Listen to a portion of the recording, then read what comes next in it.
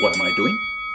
I'm preparing to deal with a conflict. That used to be the way I saw conflict, as something that there would be a fight and there would be a winner, there would be a loser. In this video, I'm redefining what conflict is, discovering what are its causes and triggers, and helping you to take steps to become a conflict resolution champion. Let's put the gloves down and get down to it. My name is Greg Angelbert. I've had about a 20-year corporate career where I went from being a trainee to eventually a vice president managing director of a business. And I went from managing myself to about 1,000 people. Today I'm a master coach helping people, teams and organizations to know themselves, to design their future selves and to become their future selves. Conflict arises when you or your loved ones feel threatened or when you don't get what you want to get. It can happen in many different contexts, like your personal relationship, your work, or social settings. A conflict is often perceived as external, with somebody threatening you or somebody preventing you from getting what you want to get or getting at something that you want to get at. Most of the time though, even external conflicts are actually internal conflicts. For example, when I was a teenager, young adult, I experienced quite a lot of anger because I was effectively fighting against the world. If I would get a bad grade, then I would think that the question on the test would not be fair. If I would see somebody getting a great job, I would tell myself, well, they probably know the right people to get in at that position. It all looked like external things imposed on me, but in truth it was very internal. I was stuck with a fixed mindset and I didn't want to take the pain to succeed. Once I understood this mindset in which I was and I started to work upon it, then all those conflicts disappear. Conflict is not inherently negative. It is simply a signal that something is not quite aligned with how you want to see the world around you and inside you. Considering that we all have our own view of the world personally, then it makes a lot of sense that there would be a lot of misalignment between those different views of the world. Conflict basically happens because someone is at point A and another person is at point B. And those point A or B can be very far apart or they can be pretty close. Conflict can arise from differing opinions in beliefs, values, ideologies, preferences, misunderstandings, assumptions, ineffective communication, unmet expectations from one person to another, competing goals, priorities, interests, limited resources like money, time, materials, and opportunities, personality clashes, working methods, communication styles,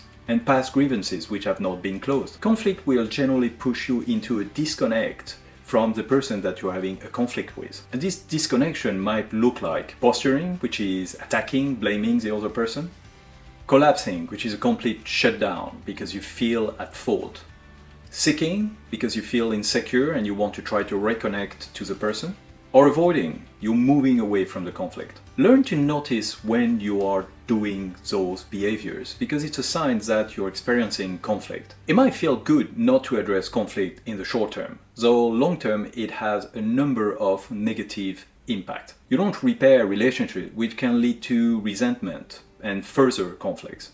You communicate less and less, and you might be suppressing a lot of what you feel. You start to build a lot of resentment, pent-up emotions like anger, sadness. For teams with conflicts, they will experience decreased productivity, problem solving, and innovation. And conflicts will accumulate, grow until they explode into something which is much worse than the initial conflict. You'll have increased stress, anxiety, reduced well-being, and you miss opportunities to grow, to learn, being curious about different perspectives, mistakes you made. In summary, you avoid short-term pain for a lot more later. In step 1 of becoming a conflict resolution champion, we talk about self-awareness. Building self-awareness is the foundation of dealing with conflict, because it is about understanding your own thoughts, emotions, triggers, and patterns. Here are some tips for building some key elements of your self-awareness. Pay attention to the emotions that you feel when conflict arises. Frustration, anger, sadness, stress, etc. The trick is to give yourself a moment of pause between the moment that you're feeling the emotion and the moment that you're going to react about it. This will allow for a more measured response. Once you're used to having this pause, then ask yourself the question of what triggered that emotion. It might be a specific situation, someone's behaviors, or their words. This way you might be able to prepare yourself for the next time or change the environment in which you operate. For pretty much everything that you do, ask yourself this simple question: why do I do what I do? This way you will learn to understand your assumptions and the biases that make you act the way you act. There are plenty of automatic behaviors to dig into here. Once you have this deeper understanding, now you can take responsibility for what you do. You're not a victim. All your automatic behaviors can be turned into choices, self-aware choices. You might feel that those strong emotions are still coming back outside of the moment you're experiencing them. And this might well be because you're reminiscing on what happened and you're building stories in your mind about it. Learn to recognize when this happened and use deep breathing techniques or meditation, mindfulness to help you step away from that emotional moment. Mindfulness exercises will also help you to see it for what it is. A passing moment, a passing thought. For more on self-awareness, it is pretty good to start with knowing your values, your strengths, your interests, and the purpose you want to have in your life. If you want to know more, check out this video here. You like this video so far? Then you know what to do, and also subscribe, put the notifications on if you want to receive content like this every week.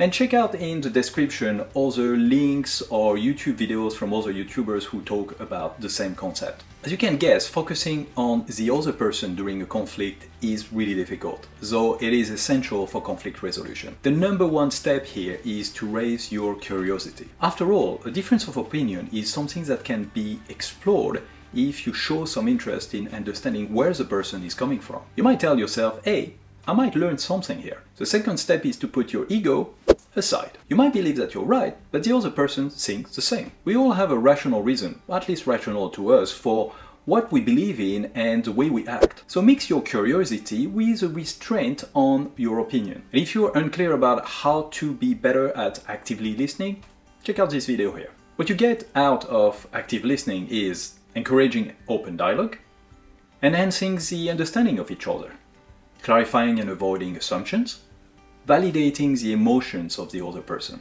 When you mix active listening and self-awareness about how and why you got into a conflict, you get empathy. The active listening is in fact giving you a lot of information about what the person is thinking, what the person is feeling, and what's behind it. You also might need to improve your communication to be able to resolve conflicts. For that, start with being clear and assertive when you're managing a conflict. That means using I statements when you're talking about your concerns, your feelings, your perspectives. You avoid distributing blame this way.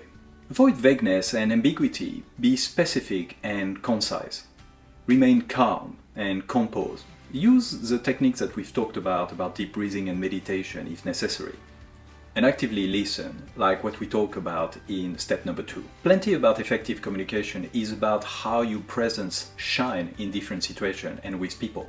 If you want to know more about how to shine, then check out this video here. Building a win-win is working to find a third path away from my way or the highway. Here, a first step and a good way to do that is to come back to active listening, because that will help you to understand the underlying interest, motivation of the person you're dealing with. What is behind their demand, the face value demand that they put in front of you? Countless times in negotiations, I've been seeing people stuck because they do not see what is the underlying fear or motivation behind what the person is asking. Instead of looking at what distances you, then it's important to look at shared goals, common areas of interest that will allow you to progress forward. This can help build a shared commitment to a solution based on the foundation of what you have in common. Also use brainstorming, design thinking to generate new ideas about how you can get yourself out of the deadlock. And make sure that you talk about separating the conflict itself from the relationship. If you want to maintain a long-term relationship with that party, you can simply express that there is a problem,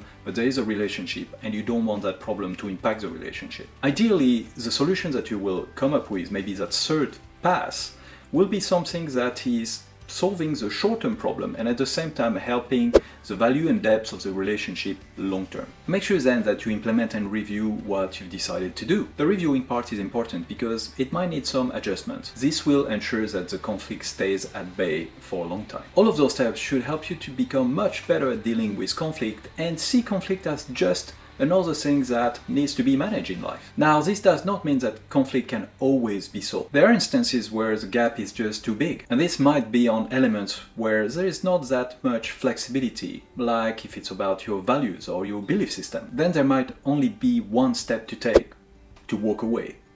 Being stuck in an unresolvable conflict will ensure that both people will suffer greatly. There's nothing wrong with taking the initiative to distance yourself. I will leave you with a quote from Carl Jung, the founder of analytical psychology. The most intense conflicts, if overcome, leave behind a sense of security and calm that is not easily disturbed. One great way to limit the emergence of conflict or to reduce immensely the time that it takes to resolve them is to build trust. If you're interested in knowing more about how you can build trust in any situation and with anyone, then check out this video.